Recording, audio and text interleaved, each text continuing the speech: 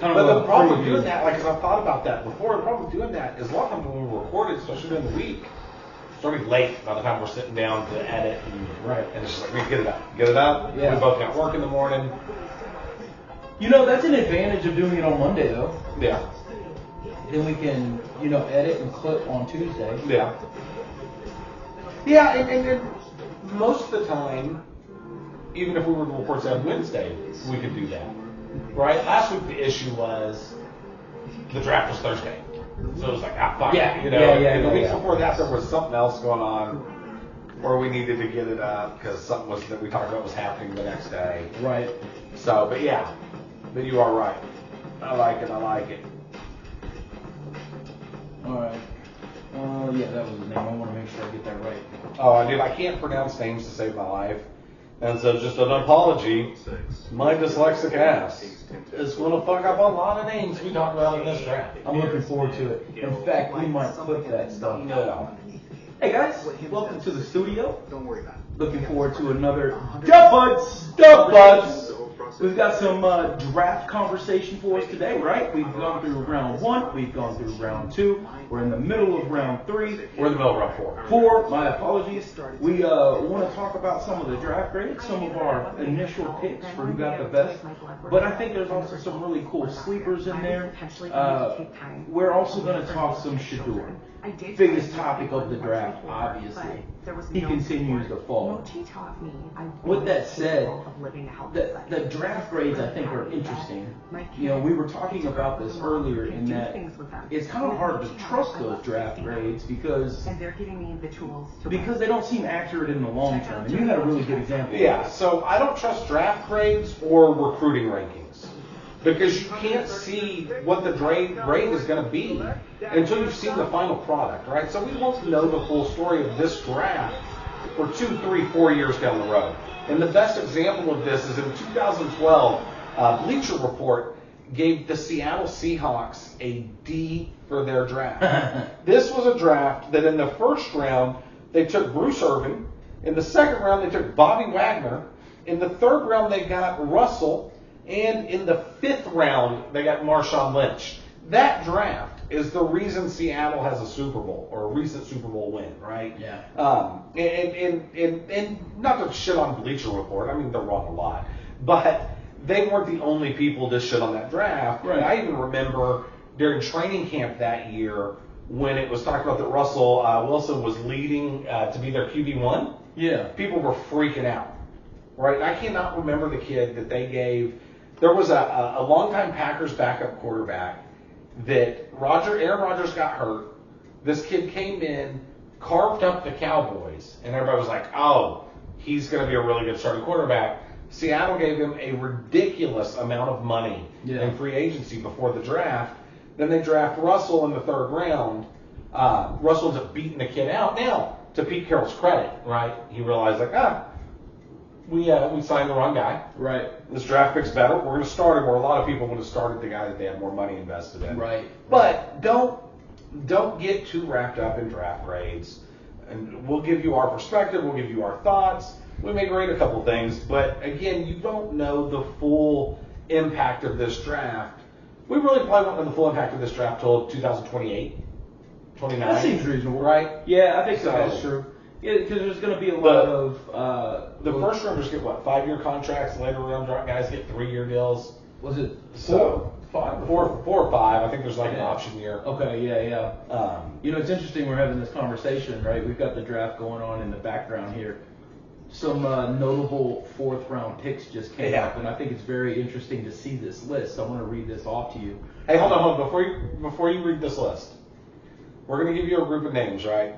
In my opinion, one of these is not like the other. I agree. Okay. Can you determine which one we're thinking about? I think we're both on the same page here. So, just a couple of these names. In 1974, John Stallworth was a 4th round pick. I'm curious what they would have graded these as at the time. Yeah. Steve Largent in 1976 was a 4th round. Andre Reed. Charles Haley was a 4th round pick. Dak Prescott was a 4th round pick, and Max Crosby was a 4th round pick. Now, I'm just going to go out on a limb here and say Dak is the thing that doesn't belong. In my mind, right? Like that's a whole bunch of Hall of Famers. It's a whole bunch of Hall of Famers. And overpaid interception machine. In my mind, right? Like maybe I'm wrong, but I'm not. I'm not. So, but yeah, so you can find great value in these later rounds. Absolutely. And we're going to talk about a little bit of that here in just a moment. But before that, the big thing, right? Shadeur. We're in the 4th round. The man still has not been drafted. Now, I think there's some good rationale for that. Yeah, so Jolly and I have had kind of disagreements on Shadeur and his value to the league. I never thought he had 1st round talent. I don't really even thought he had 2nd round talent.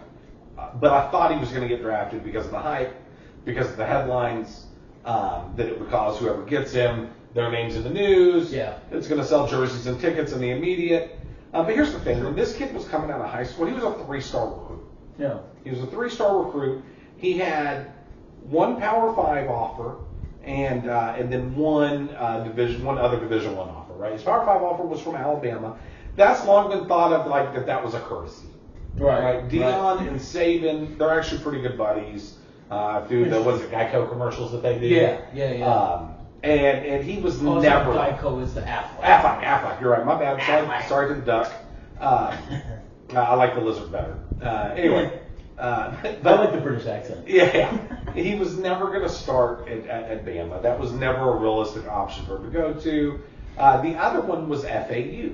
So he was going to go to FAU. He may have won that starting job there. And then his dad decided to take the Jacksonville State job. Yeah. And followed his dad there, and then eventually on to Colorado. But he was a 3-star. Now, there have been other 3-stars as quarterbacks that went early, right? Right. Sam Bradford. Yeah. Right? The difference being, Sam Bradford played high school football in a tiny-ass little town in Oklahoma. Shadeur played at a private academy in the Dallas area. Right. Where his dad coached him. Right. As a matter of fact, I believe this will be, wherever he ends up, right, this will be the first time in his career that he's not being coached by his father. So that may have played a part. I read today that according to insiders, and again, take all that shit with a grain of salt, but according to insiders, the Giants were really torn. Jackson Dart, Shadeur Sanders. And they had them graded fairly evenly until Shadeur showed up to a meeting unprepared. They asked him to study the playbook. He couldn't answer the questions. He was just kind of aloof. And that's a problem in the locker room, especially with your leader. That is a huge problem, especially with your leader. And look, if your leader has that attitude and has Patrick Mahomes' talent, then maybe you can cover up some of that, right? But when your leader has Mitch Trubisky's talent, right, and that attitude, right, and that's honestly kind of a knock on Trubisky, right? Yeah. Like Shadeur, when you're on the far hash mark and you've got to go across the field to this other sideline, Shadeur didn't have the arm strength to make that throw, right? That little, he just doesn't. Yeah. So. That was one of the things that I picked up on in conversation is that there was a lot of concern about his arm strength, and people were actually commenting on the fact that he may need to play in a dome because of that. Because of the weather elements? Yeah, wow. Because of the weather elements. He also holds onto the ball too long. A man takes a lot of sacks and then calls out the offensive line when he takes the sacks like he did earlier this year. So there was a lot of scabs, right? There was a lot of scabs. And then on top of that, maybe didn't present himself in the best light when he went to these team meetings. Probably presented himself like he was Dion himself. Yeah, 100%. Now, one thing he's got going for him, the President of the United States is furious. Did you see his post on Truth Social? No. Oh my goodness, he said, and I don't remember the exact quote, but it was something about like, how stupid are these NFL teams for not picking Shadeur, the wonderful quarterback in the first round? Yeah. That his father was a great college player and an even better NFL player, and his father coached him, so therefore Shadeur is going to be a great NFL player. And all of these teams are missing out. And he also ended it with saying, Shadeur, tell your wonderful father I said hello. But this is a post on Truth Social that he typed out like he was texting Shadeur. Yeah, it was really great, actually. That's amazing. Yeah. You know, But maybe the president doesn't know Paul as well as he thinks he does. So initially I felt that he was going to be undervalued. And what I found yesterday while I was watching parts of the draft is that as he slipped further and further, I started to think, okay, actually what he's going to be is a 3rd round pick with 2nd round talent. And actually, it's turning out to be even worse than that. Now, I think had he interviewed better, I think had he had a better attitude, maybe that would have been more accurate. Yeah. But at this point, I feel like the teams got together and are sending a message. Maybe. I've seen some talk of that. I've also seen some people throw out the racist claim, or it's racism. Which like, it's like, really? Because, yeah, that's asinine. Weren't the first, 3-4 picks all African Americans up until 3 picks till we got to the tackle from LSU? Yeah. So I don't see that. It's an asinine argument. And here's the other thing. The reports are Pittsburgh, right? Pittsburgh. I thought he was going to Pittsburgh. Everybody thought Pittsburgh. He was going to Pittsburgh or Cleveland, right? Was the main things I was seeing. And as he dropped, it looked like they were lining up. Yeah. It looked like it was coming together. The Pittsburgh thing, apparently, ownership, upper management didn't want it. And the coaching staff did. And so there was a bit of an internal struggle, a little civil war action going on in Pittsburgh with him. And to your point, that may be a lot about how he interviewed. Right. You know, maybe Tomlin sees some talent that he can work with. And look, when it comes to personnel decisions, when it comes to evaluating talent, I will trust Mike Tomlin over my own eyes. Yeah, right? Because he's got a wonderful track record. Yeah. I don't think he's the guy. But if Tomlin thinks he's the guy, maybe he did have a shitty interview, right? And the owner was in there, the GM, whoever, right, was involved. But then in that. if you look at what they did, they stayed true to form and they went with a defensive lineman. Yeah. I mean, Pittsburgh is defense. Then the last time they took a quarterback in the first round, it was what's his name, and it did not work out well. I can't remember his name now. He's not even there anymore. Yeah, he just got traded with the. Why can't I remember his name? Yeah. And obviously it doesn't matter. Yeah, it doesn't matter. I was going to look it up. Who cares? That's what a bad pick it was. Yeah. Pickens? Yeah. Pickens. Yeah. But there's hope for Shadeur. Here's the thing, too. So we're in the 4th round. He hasn't been taken yet, right? At this point, I don't think he's going to get drafted. I just don't, right? Yeah, it's starting to look like he's not. I mean, he hasn't showed up on the board yet. So when they pay draft picks, right? Especially the later round picks, it's kind of slotted a little bit. Bro, I'm sorry. What if they make him Mr. Irrelevant? That would be pretty funny. Oh, that'd be hilarious. Pretty funny. Sorry. That would be actually. I would love that. Actually, who's got the last pick? I gotta look this up real quick because I kind of want this to happen now. What an ego check. Just the headlines, and look, it's not like we haven't seen somebody be successful out of that spot. Exactly. I mean, we have a. He's not. We have a he's not precedent. Mr. Irrelevant. No. He won't be. Who is it? Kansas City. Oh yeah, we don't. Yeah. Unless he's going to go back up Mahomes. I mean, that would be. I think Carson Wentz is a backup. I mean. Yeah. You know, that would be interesting for him to sit behind Mahomes, but I agree with you. They're not going to do that. Hey, but off script just a little bit here. They picked up a wide receiver just a few minutes ago. Off script just a little bit here. I could see the Cowboys taking him. I can see the Cowboys taking him. Oh, you know, because we've got Trey Lance, the bus Trey Lance. Yeah. Cooper Rush is gone. I think he went to Baltimore, right? He went to Baltimore. And I can see the Cowboys taking them. Jerry Jones and Dion are close. That's an interesting idea. I can see that happening. That's an interesting idea. But hey, look, there's hope for Shadeur, right? If he doesn't get drafted, he'll probably make more money as a rookie than he would have as a 6th or 7th round pick, right? Right. So there's that. Also, I want to point out a kid to you, Tony Jefferson. Tony Jefferson was a standout safety at OU, and I get safety quarterback different, right? Tony Jefferson was a standout safety at OU. After his junior year, he sent in to get his draft grade, right? So once you're eligible for the draft and you're trying to make that decision, you go into the draft, you come back to college for another year.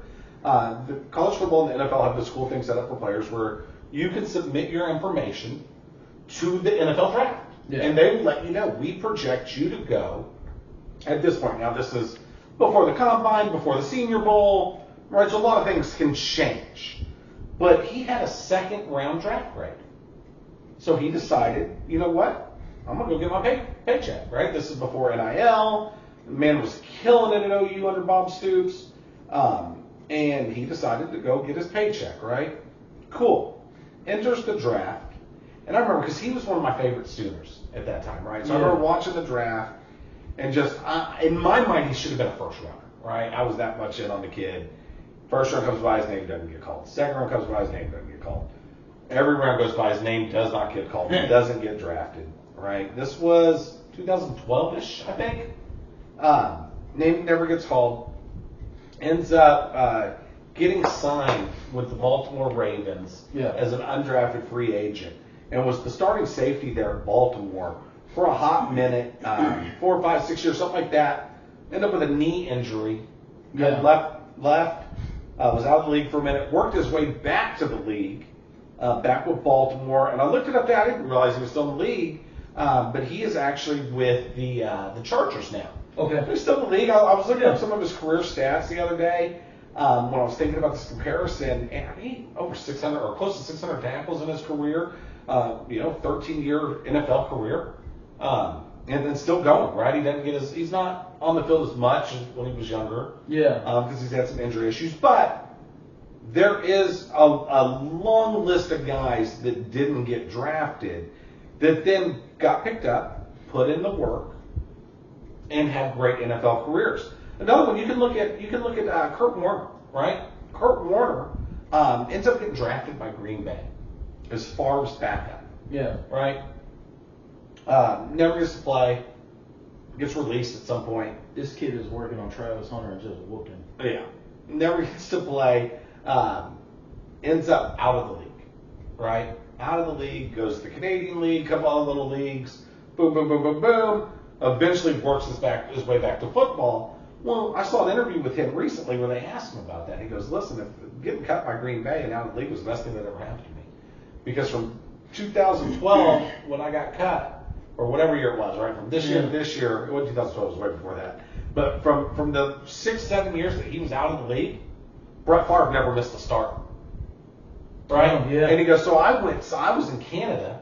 I was over here at the USFL getting reps. Where he wouldn't. Right, never would have before. Right. And so there's unconventional paths, but there's ways that Shadeur can get the league if he puts in the work. Maybe he proves all the haters, all the doubters wrong. Right? And I'm cheering for him. I hope that happens. Yeah, look, if anyone's got the ego to take all of this abuse and come back from it, I think it's him. Let's hope. Right? I would definitely think so. Man, Shadeur is going to be a very interesting one. Well,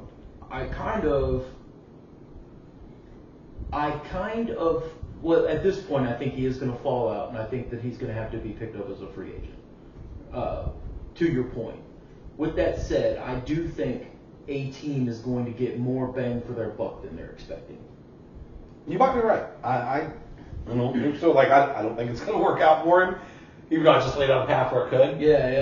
But hopefully it does. What would be funny, to your point earlier about Mr. Irrelevant, what if his brother gets drafted before him? Oh, that would be amazing. So I was just looking at this list. Tennessee Titans selections are very interesting. They picked up Cam Ward in the first round, but they have gone edge, safety, and then a wide receiver who looked pretty good, tight end, and wide receiver. So they got Cam some weapons while shoring up their defense. I feel like those are pretty good picks. I didn't realize they had 3 fourth rounds. That's kind of crazy. So, who do you think the winner of the best single team, or the best single picks, right? So I've got a couple for those, right? My number one, and I knew we were about to talk about this next, so we were talking, I was looking up this stat. So number one's the Green Bay Packers, right? So my personal grades, and I actually put this out on X, my personal draft grade, I had the best wide receiver in the draft being Matthew Golden from Texas, right? Runs a 4.9 40. Great hands, gets separation, ball hawk, all the things, right? All the things that you want. I had him as the best receiver in the draft. Now, he ends up falling to Green Bay late in the first round. It's funny to me. All the years that the Packers had Aaron Rodgers, do you know how many wide receivers they took in the first round? None. Yep, a big old goose egg. Big old goose egg.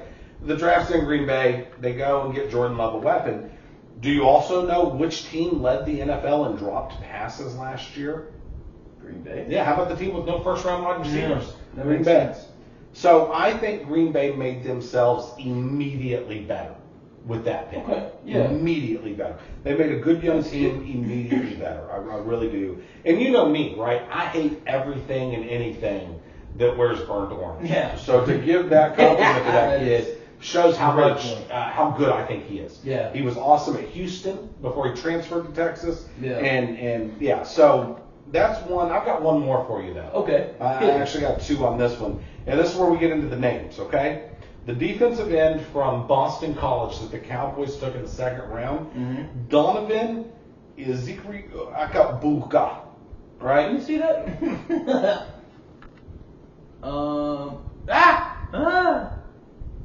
Izairoku. Yes, I got nothing. Bukuaka. Anyway, listen. 2024, he was the Ted Hendricks Award winner. So college football has an award for every position, right? That goes to the nation's best defensive end. Okay. So he won that award. He also was first team All-American, according to the Associated Press. ACC Defensive Player of the Year, first team All-ACC, ranked second in all of FBS with 16.5 sacks, third in all of FBS with 20.5 tackles for a loss, led the team with 3 forced fumbles, played in all 12 games, started 11. The only game he didn't start was the bowl game against Nebraska, where they were trying to get some of the young talent in, right? In college now, the bowl games, the redshirt rule doesn't apply. Yeah. There's also so they were getting some younger talent involved. He still played, and he was also voted by his teammates as the captain for that game. He's first-round talent, 100% first-round talent, probably top 20 talent, right? And the Cowboys got him in the second round. Right. It's funny because I saw a lot of reaction videos to the Cowboys' first 2 picks. Yeah. They were like, fuck, all Jerry Jones does is draft linemen. Offensive linemen and defensive linemen. It's boring. That's all he does. Everybody says that. Fuck you. All right? Jerry Jones is a awful, awful general manager. Yes. He drafts well. But over the last several years, he's drafted well, and I'm old enough to remember some of those 90s drafts and early 2000 drafts where he was trying to make a splash, where his sons and other employees had to talk him out of drafting Johnny Manziel. When he drafted Quincy Carter like in the first round or something ridiculous, who was like a 6th-round talent. So I remember those picks. So yes, when your Hall of Fame guard retires, you take the best guard on the board, right? That just 1 plus 1 equals 2. When there's a first-round defensive end sitting in the second round, you take it. Yeah. So as much as I am all about the fire Jerry movement, I'm going to give the man credit. The first 2 picks were phenomenal. Yeah. 53rd overall pick was Quincy? Or second round. Second round. Yeah, I think you make some good arguments there. Yeah, it's the Dallas one kind of surprised me, but I think you made some really good points. Yeah, I think for mine, the same team actually. I love the fact that Jacksonville traded up to get Hunter. So I think what they needed was somebody to help Trevor. So now you've got a potential deep threat in Hunter. It doesn't hurt to have him to be able to switch in for different formations either, right? So you could play him on the defense and bring him in on specific formations, specific plays, or vice versa. So I think the help that brings to Trevor potentially, that guy looks shady. The help that brings to Trevor potentially gives them a leg up. So I like that pick. So I understand what Jacksonville did there, right? Because they picture this kid as a generational talent, and I think that can help both sides of the ball. Right. And I get why people think that. I do. I had him personally, if he was just a receiver, had him ranked as the third best receiver in the draft. I had him behind the kid from Texas we just talked about, and I had him behind the kid from Ohio State that Tampa took. Another great pick, by the way. Okay. Right? Yeah. So I'm just the third best receiver in the draft, and as a DB, 1 or 2, right in that range. So I think he's better. I think in the NFL he's going to be better as a defensive back than he's going to be as a receiver. I do agree with that. I understand Jacksonville's thinking. I don't know if I like giving up next year's first-round pick to move up 3 spots. Sure. But if you truly believe, if your football people truly believe that Travis Hunter is a generational talent that is going to change the future of your program or of your organization for years to come, then you do it. Right. Then you do it if you truly believe that. And I think the thought process was, we got a great wide receiver with this year's first-round pick, and we got a great DB for next year's first-round pick. I think that's the thought process. Yeah. I think that's interesting. That might be the thought process. I don't think you've got, like you said, a first-round prospect on both sides of the ball. I think that as a DB, he's phenomenal. Yeah. I think, like you said, as a receiver, he is above average. He's number 2. I think he's a good number 2. I really think third or fourth best receiver in this draft, right? Yeah. Think of the Burton kid from Missouri, Right. That's his comp, I think. But I also think about what Jacksonville needed, and they weren't too far off. I do think he needed more line help, and we'll have to see what some of the later picks are. Well, okay, to your point, right? Line help. So if Jacksonville doesn't trade up there, right? Then they could have gotten. Let's go back to the deal here. They could have gotten Mimbo from Missouri that went a couple picks later, right? So Jacksonville would have been picking at 5, right? Right. So Will Campbell went off the board at 4.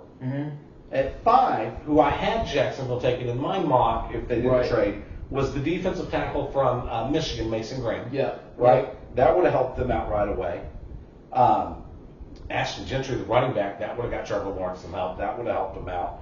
Or the offensive tackle we just talked about from Missouri. Right. So I think there was help for them there. Right. Immediate help for them at 5. I agree with that. And then they still have next year's first round pick. Because what happens if, and it's hard to predict injuries, right? Yeah. Let's say Trevor Lawrence gets hurt again. Right. Right? Which is very possible. What happens if he gets hurt again and they got a top 5 pick next year too that now Cleveland gets? Right. Right. And they really need that. And I don't want anything ever good to happen for Cleveland. Yeah. Yeah. And not much does. You give up on Baker for a rapist. Yeah. That should bring shame to your organization for 100 years. A prolific one. Yeah. By the way. So the interesting thing is for me is I also have Bayshul as my sleeper. Bayshul? Tutin. Bayshul Tutin. He's a Virginia Tech running back. Okay. And this is a deep running back class. It's a deep running back class. And he went deep. I'll have to go back and look. I can't remember which pick. I'll go back and look at that. But overall, I actually think that his capability is going to help bolster and support Trevor Lawrence. Right, having that good running game is going to give Trevor Lawrence more opportunities, and then when you have Travis Hunter potentially on the other side or on his side of the ball, I think that you have some really good opportunities. So my take on this is that Jacksonville came out ahead based on their picks. Now we'll see how that goes, but I think you see an elevation by 2, maybe 3 wins in the season because of this. Is Bayshul your sleeper as well? Yeah, he's my sleeper. So Hunter is your best pick. That's right. And Bayshul is your sleeper. That's right. So my fantasy sleeper next year, same position, running back, Quinshawn Judkins. Right? Quinshawn Judkins. The Browns took him in the 2nd round. Again, I know I was just shitting on the Browns, but I like this pick. They took him in the 2nd round. So this kid was an every down back at Tennessee.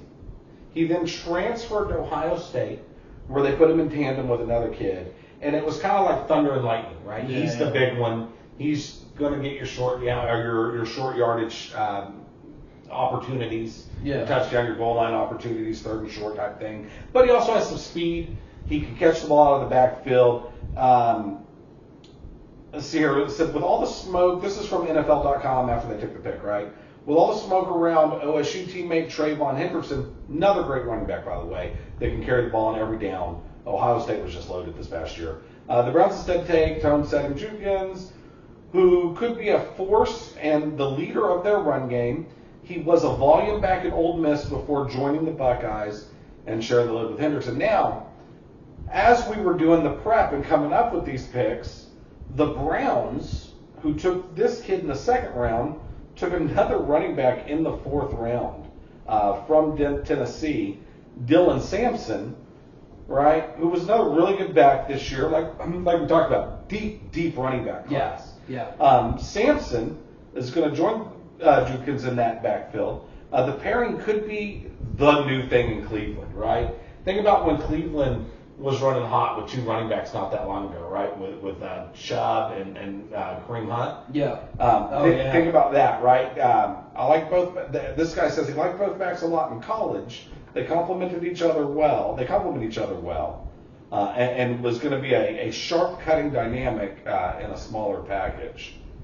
So the Browns are actually doing good things too. The Browns could be the winner of the draft, honestly. Because they've got next year's first, which, like we talked about, potentially could be a high pick. Now, if Jacksonville does take a step forward, like you said, right, that's still, now the division's wide ass open. It's wide open. Even if they win the division, that's a top 20 pick that they're getting. And they got two solid running backs this year. So Cleveland's actually having a good draft. But I think, and this is a big question mark here, right? We're going to pick our winners of the draft. And it's hard to do before the draft is over, like we talked about in the first round. But right now, mine's more of a question than anything. Are the Giants winning the draft? Man, check it out. I think. Go ahead. At number 3, they got Carter. We talked about this off air. I think he's the best player in the draft. I think he should have been the number 1 pick, personally. Right? Yeah. Because they got him at number 3, or number 3 overall. Then they trade back into the first round, get who they believe is their quarterback of the future. Now, I don't necessarily agree that he's going to be a great NFL starting quarterback. But I think he's going to be okay. I think he's going to be pretty good. They've had success taking pretty good college quarterbacks from Ole Miss. Can they duplicate that? And then in the fourth round, they got my guy, Shadeur. Shadeur was a big pickup. They got him in the fourth. The Giants might be winning the draft. They got their quarterback of the future, their running back of the future, and a guy that's going to make them better right now. Yeah. So I go back to Jacksonville. I really do think because of Hunter and who I think is going to be, who is underrated in Bayshul, I think that they have won the draft. Now, your New York comments obviously stand true. Yeah. It's going to be a matter of to my mind, who gets the most value in the first year out of these guys. Yeah. When we look back on this draft in 3 years, 4 years, right? I think we're going to say either Cleveland, New York, or Jacksonville won this draft. Right? That's my immediate thought. Now, it could end up being Dallas. It could end up being somebody else, right? You don't know. I remember a couple years ago, everybody was like, Philly had an okay draft, and a lot of pieces that they put in that draft helped win the Super Bowl this year, right? So you don't know until it's over, but I do think that that's who we're ultimately going to see when we reflect on this draft in a couple of years. It'll be one of those 3 teams. Yeah, it's interesting. I'm sitting here looking at this. You talk about Bijan Robinson, who went. You talk about Bijan Robinson. He was one of the best in the draft. And when you look at his combine stats, and I know the combine isn't everything, obviously, but these two aren't that far off from each other. Bijan and who? Bijan and Bayshul for Jacksonville. So for me, so there's some advantages to disadvantages to Bayshul in that he's smaller, right? He's smaller than Bijan? Yeah, he is. Bijan's not exactly big. No, he's not huge. So Bayshul is 5'9" and 206 pounds, at least at the time of the combine, while Bijan was 5'11" and 215. But when you look at it, and I don't understand these scores, production scores, athleticism scores, but when you look at their stats, Bijan on the 40-yard dash, 4.46. And I think you can attribute that to the extra size. Bayshul, 4.32. Yeah, it gets fast. But then you talk about the athleticism score, and they're the same. So for me, it's interesting in that the stats seem pretty similar. I really do think that they're going to get more out of Bayshul than expected. Now the size does bother me. Because as a running back, you can only take so many hits in a career, right? But I do also think that they would bulk him up. 5'9", there's only so much you can do, but maybe. But I think that they would. College programs anymore have all those weight programs too. You know what I mean? Yeah. So it might not be too much more you can put on his frame. Right. But to your point, they will try. They will try, and a lot of it for him is his ability to cut back in this kind of thing, right? His agility, and I think that agility comes from part of the size, right? But just watching him on tape, I feel like he's going to be a good pickup. And because of that, like I said, I think the draft winner is Jacksonville. Obviously, like you said earlier, we can't really, base the draft grades this early. Yeah. So there's going to be a lot that plays out over next season and in the following. That might be a fun project for this summer when things are a little dead and training camps are starting. Yeah. To look back on like the draft from 3 years ago and see who got the most production out of it. Yeah, we should do that. Yeah. Yeah, that would be very interesting. Because it's up in the air at this point, right? And there have been some really bad first and second round quarterbacks that have come out over the last couple of years. Oh yeah. There have been some really bad just individual picks that have happened over the years. And the jury's still out on Caleb Williams, honestly. I wasn't high on him either. Right. And that wasn't because of his athletic ability. It was more things I saw in his emotional and mental makeup. So it's interesting, you mentioned that while we were talking about Shadeur, I felt there were some parallels between the two of them in terms of, what are they going to do in the locker room? Yeah. Are they going to come out and be productive immediately? I've never seen Shadeur, after throwing an interception, crawl up into the stands and get in the fetal position on his mama's lap like that bitch Caleb Williams did. He has a profound hatred for Caleb Williams. Not only because he curled up in his mom's lap, but because he paints his fingernails. Is that all? Is that really all? Maybe it's a slight to OU. No, but it was more about how he left. Yeah. And it's how both of them left. Like how both of them left. I'll give Caleb credit. That year he stayed behind, and after Lincoln Riley left and played in the bowl game, and he kind of led OU on a little bit. Yeah. He was coming back, and it was the whole thing. But even when he was at OU, there were things he did that it was just like, is this dude all there? Yeah. Yeah. Interesting. Yeah. The fingernail polish is actually kind of funny.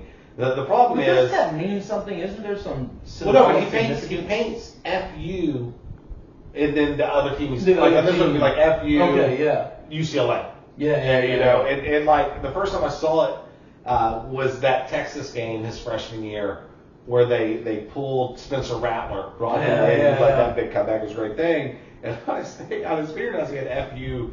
UT or whatever. Yeah. And I was like, oh shit, that's kind of funny. Right. But the problem is, once he got to USC, he was still doing that. Well, Utah clapped back on him, and they had little things, FU, Williams, and he got really in his feelings about it. And so it was just like, I didn't see that. If you're going to put that out there, you can't. Get mad when they send it back your way. Yeah, exactly. Yeah. I didn't know that. There was just a maturity level there that just was lacking, and so I didn't think he would have. He has all the tools to be a great NFL quarterback. I didn't think he would have an immediate impact, and I don't think he did. He clearly didn't have the best rookie year out of that class, right, out of that quarterback class from last year. That was clearly Jaden Daniels, and he wasn't even the third best. Bo Nix was better. You know, and had J.J. McCarthy not been hurt, he might have been better. So we'll see what happens there, right? He definitely improved as the season went on. Yeah. But he was the third best quarterback from his draft class last year. Yeah. Now we've only got 1 year as an example. Right. 2 or 3 years from now, when the Bears are constantly in the playoffs and winning that division, and he's a Pro Bowler every year, maybe the story will be different. Well, or 3 years from now, he's, Dak Prescott's back up in Dallas. So talking about the Bears and all of how Caleb is going to do, they did get him a tight end, which I think it'll be a really good check down for him because he holds on to the ball too long, but I didn't see a whole lot of opening for him to throw underneath. So I think a good tight end with good hands is going to give him a good check down when he's not as confident throwing the ball deep. Beyond that, they're just going to have to work on his confidence with throwing the ball deep. There were a bunch that he just looked at and flat didn't throw the ball. And that's going to be a problem. It was interesting, they were talking about it last year, and they felt that maybe someone on the Bears coaching staff was like, because he was a little, he'd thrown some weird spots as a college player, and it was made up for by the fact that you didn't have always uber talented, quarterbacks. Or this kind of thing, right? So, giving him, they thought that somebody on the coaching staff probably told him, if you don't see it, don't throw. And it got into his head. Maybe, that coaching staff's gone now. Yeah, exactly. I was surprised, I actually had them at one point, or thought at one point they would take a tight end. I just didn't think it would be that tight end. Yeah, that's what you were saying. Yeah, I hadn't taken that Tyler Warren. He, like the kid they took, Colston Loveland, wasn't even the best tight end in the Big Ten that was eligible for this draft. It was Tyler Warren, so I was a little bit surprised by that. But but it should help.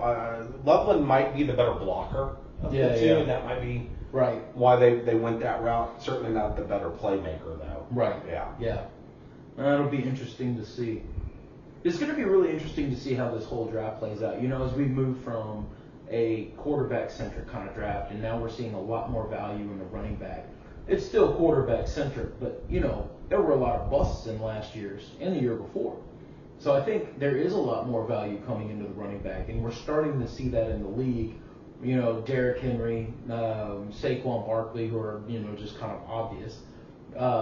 But teams are, Detroit, they picked up with Montgomery and I can't remember the other guy. I had Montgomery on my fantasy team, so I can remember his name. But they've got that, that two-headed dragon attack, and it works really well. So I do think that, running backs are underrated in their position right now. Gibbs, thank you. The transition across to the importance of one position over another is going to be interesting to watch. Yeah, I still think you're better off if you have the two-headed attack at running back. I know Baltimore with Henry and Philly with Saquon are kind of the exceptions. Those are the exception. I agree with that. Your pick of Detroit. Tampa does it well too with White and Irving. I think you're going to see something like that out of Dallas this year. Yeah. They've stockpiled several pretty average running backs. Yeah. I was kind of hoping they might draft Scadaboo or Judkins. Yeah. But they opted. They did not. They did not. Well, we'll see if that holds true that Jerry drafts pretty well. Last 10 years or so, he has. He's getting senile these days. We'll see how that goes. Actually, that's not fair. He does not seem senile at all. The man seems still pretty sharp, but he's making some really weird decisions. So Shadeur to the Browns. Shadeur went to the Browns in the 5th round. Now, this is really interesting because earlier in the draft, the Browns took Dylan Gabriel. So now they've got a quarterback room of Joe Flacco, Dylan Gabriel, and Shadeur Sanders. Whoa. Wow. Dylan is another. He's pretty similar to Shadeur. Shadeur is better We're about to watch it happen on the draft. Shadeur's a little bit better running the ball than Dylan. Mhm. But Dylan can make plays with his feet, and neither one of them have the greatest arm strength. Yeah. They can both, if they put enough air on it, throw a pretty deep ball, but How do you think Dion and it's so Shadeur funny feel though, about this? because 10 minutes ago, we said it always looked like it was between two teams for Yeah. Shadeur. We Yeah. said Pittsburgh and Cleveland. And Cleveland. That's why you always got to check with our social accounts. We're going to let you know things typically before they happen.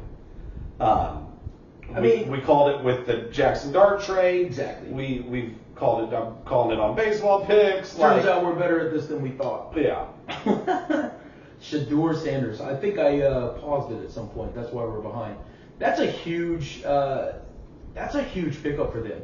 They're going to get a lot of value out of a 5th round pick. I'm glad this happened right now too, because while we were recording, somebody sent me a snippet from X. Yeah. That I thought was breaking news, so I clicked on it while you were talking a moment ago, and it actually turned out to be some punk kid somehow got a hold of Shadeur's number and called him pretending to be another team. I didn't listen to it because we were recording, but they've been prank calling this poor guy today, pretending to be other teams, drafting him and this and that, and I don't think he deserves all that. Yeah. That's fucked up.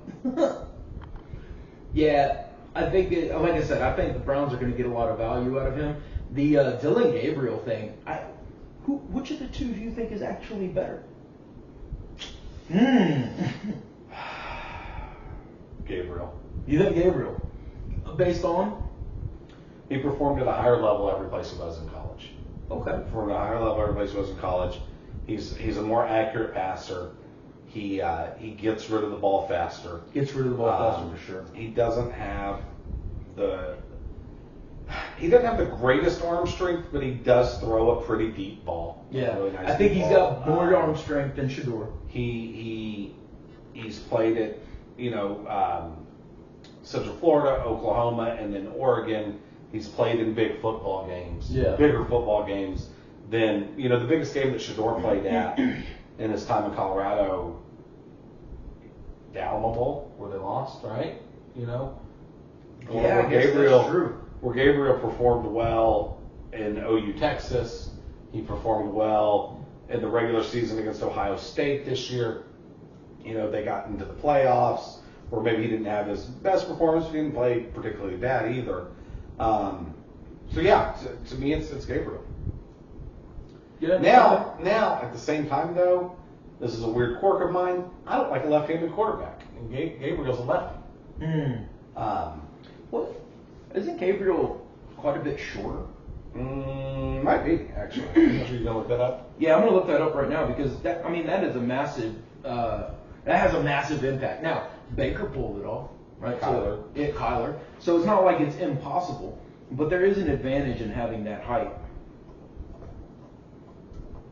No, it's definitely not impossible, but it's just another tool in your tool bag, right? If you have it. And Shadeur Sanders and ESPN mock drafts, his average draft plot was 7.4. Top 10 pick in 19 of 23 mocks. Top 29 in all 23 mocks. Ends up going like 144.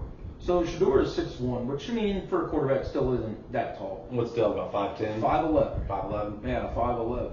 So, man, it's crazy. They've gone to almost an embarrassment of riches on the QB side. They've got a loaded room right now. I said Cleveland might be a team we talk about winning the draft. I'm going to take that statement back. The last team that I can recall that drafted 2 quarterbacks in the first round was, at the time, the Washington Redskins, right? Yeah. Became the Commanders, where they took RG3 in the first round, and then they took Kirk Cousins in like the 4th or 5th, right? And RG3 had the injury issues, and I actually recently saw an interview with RG3 about it, and he said, how'd you feel about that? Yeah. And he said, I was drafted on day 1. Cousins, it was 2 or 3. I forget how the draft was laid out back then. He goes, so I was at the facility, getting weighed in, doing a physical, when all of a sudden the coach popped in and said, hey, we're going to take another quarterback. Do you mind? And he was like, I just got drafted. What the fuck? When am I going to say no? Yeah. How dare you? He's like, yeah, fine. Yeah, that's fine. What are you going to do? And he said he found out later it's because half the organization didn't want him. Oh, right. Interesting. So I wonder if that's something that's going on in Cleveland where half the people wanted Shadeur, maybe, and then the other half didn't. So they let Shadeur get by, and they said, well, fuck, we got to get a quarterback. Yeah. There's a lot of people maybe like Gabriel. And, yeah, but I want to look back now at their draft because I really did like their running backs that they drafted. Okay, so first round they took Mason Graham. I like that pick. Good defensive tackle. Second round they took a linebacker, Schwarzenegger from UCLA. I don't know anything about it. Yeah. I don't like none of that goddamn thing. And then they go the running back from Ohio State, tight end from Bowling Green, quarterback in the 4th round, quarterback in the 5th round. Or no, I'm sorry, quarterback in the 3rd round, running back in the 4th, quarterback in the 5th. So if they took Gabriel in the 3rd, does that mean that's the one they thought is going to be the starter this year? And they've still got Joe Flacco. They signed Joe Flacco as a free agent, right? They'll probably sit Gabriel behind him. And then Shadeur's your 3rd stringer? I guess. I don't know. And are they going to carry 3 quarterbacks? Well, you know what they're going to do? They're They're going to go Pittsburgh style. They're going to pit them against each other. Yeah, just open competition. Yeah, just open competition amongst all 3. Now here's the thing. If it's an open competition amongst them, Shadeur's your 3rd man out. Because Shadeur's never had to compete for his spot. His father's been his coach his whole career. Yeah. He's never had to fight for his spot. Dylan Gabriel was really in a similar boat as Shadeur. I don't remember, and I don't know his recruiting ranking offhand when he was coming out of high school, but he ended up at Central Florida or somewhere like that first. Okay. Had put up huge numbers, and then when the Caleb Williams, Lincoln Riley debacle happened at OU, he transferred there, put up huge numbers. Yeah. Had an injury issue his first year, but it was a concussion, and it wasn't something that he repeated throughout his career or anything. So I don't think he's injury prone. And then went to Oregon, where he had to put up huge numbers, and all spots along the way. OU and Oregon, those aren't exactly easy fan bases to appease. Right. Right. Yeah, that's true. That's true. And where at Colorado, that's not the most rabid college football fan base, right? Like, I don't think Jackson State is either. Yeah. Yeah, agreed. So I think Gabriel. We're reacting as it's happening, which is so great. I think Gabriel has seen more adversity and has had to fight through more in his career, where Sanders has probably been coddled a little bit. Yeah, I do agree with that. If it's an open competition and it's not his father making the deciding vote, then it's probably Flacco is the starter this year, while you develop the other 2 and Gabriel's your backup. Yeah. Right. Yeah, it's interesting. I see some analog with LeBron James and Bronny, and that you've got a kid that he's been told that he's great by the greatest. I say greatest, but up in the top 2, and then Who's in the top 2? LeBron James. No, he's not. We're gonna debate that later. We're not getting into that shit today. No, he's not. Yeah, I think you're wrong. So you get into the conversation of, like you said, he's being coddled. Bronny's not that good. Shadeur, I think he has more talent than him, but at the same time, he has been coddled. He has been given that leg up because of it. I think we're going to learn a lot about his mental toughness at this point. Yeah. Bro, I'm stuck on this LeBron thing now. Dude, we're not doing it. You really think he's better than Tim Duncan, Larry Bird, Magic Johnson, Kobe Bryant, Oscar Robertson, Wilt Chamberlain? His stats say yes. They really don't. That's not true. They really don't. We're not getting into this. If you look at playoff wins, if you look at anyway, we'll do a recording on this. LeBron's 7th best player. We'll see. We'll see how that goes. Best player. He's gotten lucky for the time that he plays in, where where he can flop and get the call, where it's not a physical style game. Like you had a feel good story for us. Oh yeah. Get off that fucking The feel good story of the draft. The feel good story of the draft. My man Jack Beck, wide receiver from TCU, got taken in the second round by the Raiders. The reason this is my feel good story of the draft is he is dedicating his NFL career to his brother Tiger. Tiger passed away during the mass shooting before the Sugar Bowl in New Orleans. I guess it was during Mardi Gras. The young man was a college athlete himself in college football, and he was actually, when he was shot, he was shielding other people. Right. So the young man died a hero, and for his younger brother, who I'm getting goosebumps talking about it, because I can't even.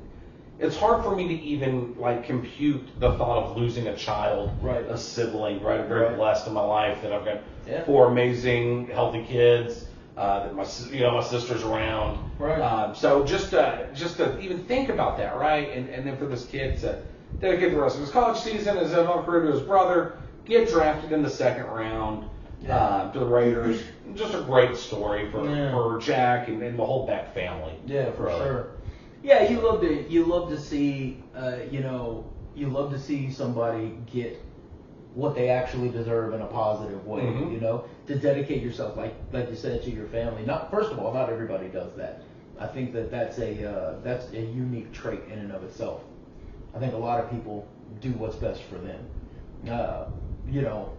I think that's a great story, man. I think that's an excellent story that you found. Yeah. I didn't realize that was something that was happening until you told me earlier. Yeah. Wonderful story, and hopefully he has a great career there with the Raiders, or gets out of that dysfunctional franchise. It goes somewhere where he can win. I think that we've got another person that we've got to watch through his career. And see how he does. Yeah. That'll be interesting to pick that up. Yeah. You know what? I'm just gonna say it right now. He's the official wide receiver of the show. Okay, I can accept that. Yeah. I can accept that. The show, if football players were the stock market, if the NFL was the stock market, you buy stock in a player, buy stock in the Beck kid. I like that. Yeah. I like that. Dude, we should do something like that. Right, where we have that discussion. We can, I don't want to say buy, that seems a little weird, but we can, like I said, buy stock in a player and see which one pays out the most at the end of the year, I think that'd be weird. Look at how happy Mel Kiper is right now. This man was almost in tears the other day when Shadeur wasn't getting drafted. Yeah, I guess they are still talking about that, huh? I mean, it's the biggest topic right now. Well, that's pretty much my thoughts on the draft at this point, man. You got anything else? No, I don't. I think that I want to see how the rest of it shakes out. And I think that, we'll go back and do some more research on it and see if anything changes. But I feel pretty confident where I'm at with the picks right now, or with my assessment right now. Hey, one more thing. I know you want to talk about LeBron. He's not even the second best LBJ in history. Okay. Okay. I go the president. Yeah. Then his wife, Lady Bird. Yeah. and then I don't know the dog from King of the Hill's last name, but the dog's name was Lady Bird also. So we got the LB. I mean, Hank Hill, it's probably Hill, but I'm going to make an argument that we're going to make it run. It should have been a J. Yeah. It should have been. You know what? Fuck that. I'm looking up the dog's name. It was Lady Bird was her name, but typically a dog's last name, right, if you go that route, is the owner's last name. Was the name of the dog on They're bringing that back. Yeah, it's Lady Bird Hill. That's unfortunate. They're gonna. Didn't they already make another attempt, or? No, they're making it now. Okay, it's still in progress. It's coming up this summer. Okay, that'll be interesting to watch. Hey, we got some good shit coming up for you. So we're gonna record this week. We're gonna hit you with some Kentucky Derby picks. Yes. We may have a little competition set up between us for the Derby. Yes. We got some good shit going on in baseball. Reminder: I am putting out baseball picks versus AI, daBudz versus daRobots on X, on TikTok, on YouTube. The picks are always on X. Now, I try to get my picks out early each day, and what ends up happening sometimes is we get rain outs. So when one of my picks gets rained out, I then will try to, if it's early enough in the day and not all the games have started, we'll try to get a replacement pick up on X in their place. So if you're following the X count the other day, White Sox game got rained out, I immediately hit you with a Rangers winner. So so stay with us on that. We got picks coming. We're going to do more with those accounts as well in the future. We're thinking about maybe for the Derby, each picking a couple of horses. Whoever's horses performed the worst, there might be a punishment involved, maybe some interaction with you guys. So we got good shiz coming. Good shiz coming. Looking forward to that interaction part. We want participation from you guys. We want the Nuggies to come play. Oh, and speaking of which, too, if you saw our last episode, previewing the NBA playoffs, hitting you with NBA breakdown of the regular season. We had our NBA expert on who correctly predicted 3 out of the 4 awards that we previewed. Yep. He actually also had the Rookie of the Year as well. We just didn't we cut that part out. We had some things going on, but so really he had 4 out of 5 correct, and he has been out of shape that he got the I think it was 6-man incorrect. And thinks that the writer screwed up, and so we may have some more interaction with that. But like I said, we give you guys information. We let you know what's going to happen before it happens. We're giving you NBA award winners, draft picks, trades, NBA winner, or in the MLB winners. I'm so goddamn excited I can't talk anymore. There's somebody. I don't know if the audio picked that up, but somebody's just banging on the door of the studio. Speaking of the studio, we've got renovations going. This is the first time recording in here. We've got more stuff coming in here. I think the next time we record, my plan is, I didn't even talk to Jolly about this, but my plan is to have my phone set up recording at the same time we have the cameras recording, because we'll be live on TikTok while we record the podcast. I like that. So you'll see how the sausage is made. See how the sausage is made. Yep. I like that. Nobody wants to know how the sausage is made. Hey, are we going to get Kane back in here to talk about his picks and how well he did? Yeah, absolutely. Okay, we definitely can. Yeah. Let's get him back in here. Let's have another conversation with him. He should definitely be proud of those picks. Yeah. Get him out there. So, but yeah, well, thanks for watching. And hey, don't forget, you're a parlay away. I hit you with a couple parlay winners recently too. So, daBudz. daBudz.